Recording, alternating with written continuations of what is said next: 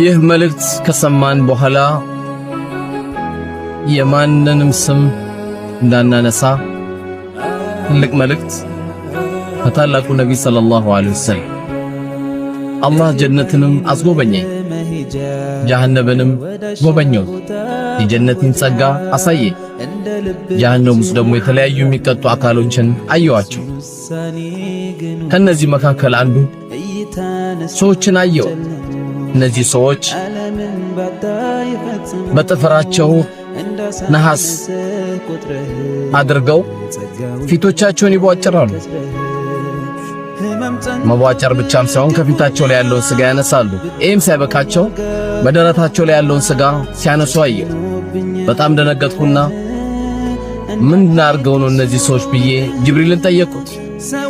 ጅብሪልም እንዲህ አላቸው እነዚህ ሰዎች ሰውን የሚያሙ ሰዎች ናቸው ብሎ ነገረኛል አዎ የሰው ልጅ ክብር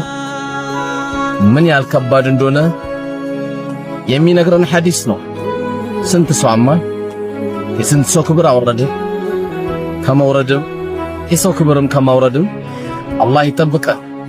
ይሄ ትልቅ መልእክት ከሰማን በኋላ የአንድ ሰው ስም እንዳናነሳ ሲነሳም እኛም ከዛ አካባቢ እንድንነሳ መልእክቴ ነው ዛሬ ወጀዛኩሙላሁ ኸይር